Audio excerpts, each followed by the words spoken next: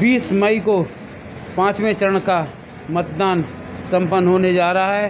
झांसी ललितपुर संसदीय क्षेत्र के चुनाव में हमारे साथ जुड़े हैं, ललितपुर लाइव टीवी से जुड़े हैं डॉक्टर दीपक चौबे, जो कि क्षेत्रीय चिकित्सा प्रकोष्ठ भाजपा के संयोजक हैं और राष्ट्रीय स्वयंसेवक संघ परिवार से बहुत पुराना नाता है और ग्रामीण क्षेत्रों में अच्छी पकड़ रखते हैं। हम जानना चाहते हैं डॉक्टर दीपक चौबे से कि वह इस चुनाव को किस नज़रिए से देख रहे हैं।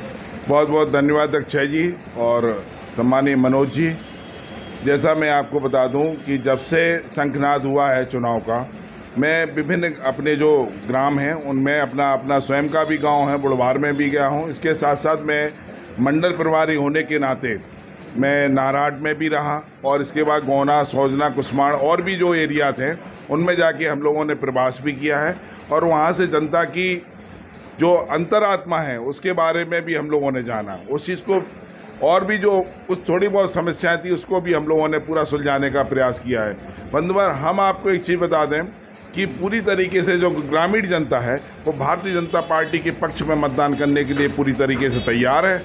उसमें सबसे बड़ा, जब भी हम लोगों ने यदि किसी धार्मिकता से या किसी भी विकास के बारे में बात की है तो उन्होंने सबसे पहले एक चीज़ कही है कि हमारे लिए आज जो रामलला जी 500 वर्ष के इतने अंतराल के बाद उनके लिए स्वयं का जो एक गर्भगृह मिला, उसकी वजह से इतने आदमी सब आनंदित हैं। और इसके साथ साथ जो विकास है, जो भारतीय जनता पार्टी की सोच है कि सर्व समाज के लिए कैसे हम एक विकसित भारत की संकल्प यात्रा में समाहित कर सकें, उसमें पूरा करने का प्रयास किया जाता है। आज हमारे यहाँ ललितपुर में मेडिकल कॉलेज बन चुका है। ग्रामीण क्षेत्र की यदि आप देखा जाए, वर्तमान में जो बल्क ड्रग पराग है, हमारा बुंदेलखंड में सबसे लास्ट का जो जिला था, लेकिन वर्तमान की स्थिति आपको बताएं, मढ़ौरा जो सबसे लास्ट का क्षेत्र था, आज हमारे यहाँ सबसे विकसित होने वाला मढ़ौरा क्षेत्र बनने वाला है। आपने सोचा नहीं होगा बल्क ड्रग पार्क बनने के बाद कितनी बड़ी बड़ी जो मल्टीनेशनल कंपनियां हैं वो आएंगी और हमारे जो ललितपुर के लोग आगे उनके लिए रोजगार मिलेगा। इसके साथ साथ आज रोड का अपना जो मैप है, आप रोड देखिए, आप किसी भी आप ग्रामीण क्षेत्र में जाते हैं, पहले हम लोग जाते थे ग्रामीण क्षेत्र में तो हम लोग को वहाँ पे बड़ी असुविधा मिलती थी, रोड का कोई नेटवर्क नहीं था। आज वर्तमान में बहुत अच्छा रोड का नेटवर्क है। व्यक्ति गांव से शहर में और शहर से गांव में एक कुछ ही समय के तुरंत ही वो पहुंच जाता है। इसके साथ साथ हम लोगों ने ग्रामीण में जैसे व्यक्तियों से बात करते थे, बोले उनका एक ही शब्द रहता था कि हमें लगता है कि इससे अच्छा कोई सरकार हो नहीं सकती है। जितना विकास संभव है उससे ज़्यादा करने का प्रयास करती है। नाराट में 1 करोड़ की लागत से इतनी बड़ी रोड बन रही है जो कि मेहरौनी से लेके और आपकी नाराट का जो हाईवे है उसको जोड़ेगी, जो सबसे खराब रोड थी। लेकिन सरकार ने कहीं भी किसी तरह के, आज हमारे जो, मैं धन्यवाद करना चाहता हूं हमारे जो प्रत्याशी हैं और वर्तमान में सांसद हैं अनुराग शर्मा जी का।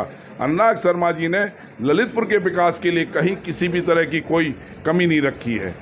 आपका झांसी में भी उसी तरह विकास हुआ। ग्रामीण क्षेत्रों में ललितपुर के ऐसे कोई गांव नहीं है। थोड़ी बहुत यदि कहीं किसी चीज़ का वो रहता है तो हम लोग जब कार्यकर्ता पहुंचते हैं, कार्यकर्ता पहुंच के उस चीज़ की नाराज़गी भी दूर हो जाती है।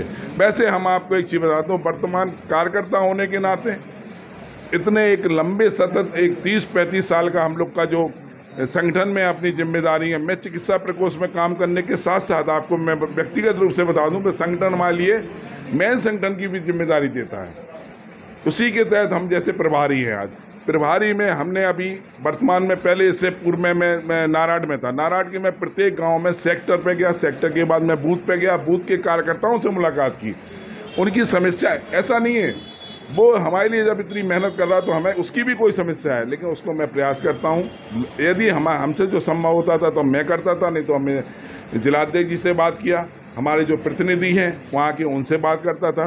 प्रयास यही रहता था कि हमारी समस्या, जो हमारे कार्यकर्ता की समस्या है उसको भी सुलझाया जाए और इसके साथ साथ उस जगह पे यदि कहीं कोई विकास है तो उसमें यदि कहीं कोई किसी तरह की अवरुद्धता है उसको हम लोग कंटिन्यू करने का प्रयास। और मेन चीज़ क्या रहता है संगठन में, जब हम लोग जाते हैं एक पूरी एक चयन है। जैसे कि यहाँ पे जिलाध्यक्ष हैं, ऐसे हमारे मंडल अध्यक्ष होते हैं, मंडल अध्यक्ष के बाद हमारे यहाँ जो सेक्टर अध्यक्ष होता है, इसके बाद बूथ अध्यक्ष होता है। कुछ समस्याएं नेचुरली कार्यकर्ताओं की रहती हैं ये भारतीय जनता पार्टी की सरकार है। भारतीय जनता पार्टी की एक सोच रहती है गुंडागर्दी मुक्त। यदि कहीं किसी तरह की कोई चीज़ है, लेकिन कुछ चीज़ें अभिलाषाएं होती है निश्चित तौर पे, ऐसा नहीं है कि संपूर्णता किसी चीज़ को आप प्राप्त कर सकते हैं, लेकिन उनका ये हल है जो जायज़ उनकी समस्या रहती थी उसको हम लोगों ने पूरी तरीके से मंडल अध्यक्ष के माध्यम से, आप लिखिए, मैं उस पर कवर वो करता था, अपना लेटर पैड लगा के और जिलाध्यक्ष के पास भेज के उस चीज़ को सॉल्व करने का प्रयास करता था, छोटी मोटी समस्याएं। लेकिन विकास से गुंडागिर्दी मुक्त अपना ललितपुर है या प्रदेश है या क्षेत्र है या पूरा राष्ट्र है, इससे बहुत ज़्यादा प्रभावित है। महिलाएं तो पूरी तरीके से प्रसन्न रहती हैं कि अब पहले हम लोग निकल नहीं पाते थे, आज हम लोग निकलते हैं। गांव की गुंडागिर्दी खत्म हो गई, जो आदमी थोड़ी बहुत चुनौती मनौती करता था ये टोटली बंद हो चुकी है। ये सबसे बड़ा फैक्टर है। आपको बता दें, मैं जब भी किसी गाँव में गया हूँ, हमारी भारतीय जनता पार्टी के जो कार्यकर्ता है हम लोग पहुंचे हैं, जब उनका व्यू लेने का प्रयास किया तो उन लोगों ने पूरी तरीके से भारतीय जनता पार्टी के पक्ष में मतदान करने के लिए आश्वस्त भी किया। इसके साथ साथ हमारे जो प्रत्याशी हैं माननीय श्री अन्नाग शर्मा जी के प्रति पूरी निष्ठा व्यक्त की, और जो विकास के जो कार्य थे, जो विकास के कार्य किए गए हैं पार्टी के द्वारा, और कहीं किसी तरह का जो भी किसी छोटे मोटे भी काम रहे वो हमारे संगठन के जो प्रतिनिधि थे उनके माध्यम से किए गए, उनसे पूरी तरीके से संतुष्ट है। और सबसे बड़ी जो भारतीय जनता पार्टी के माननीय प्रधानमंत्री जी की जो सोच थी कि राम मंदिर का जो निर्माण किया गया, उससे तो बहुत ज़्यादा प्रभावित रहे। और जो ट्रिपल तलाक था, कुछ जो हमारे मुस्लिम महिला परिवार थे उन लोगों में भी हमने जाके बैठ के बात की है, तो उससे भी उन लोगों का एक रुझान भारतीय जनता पार्टी की तरफ बढ़ा है।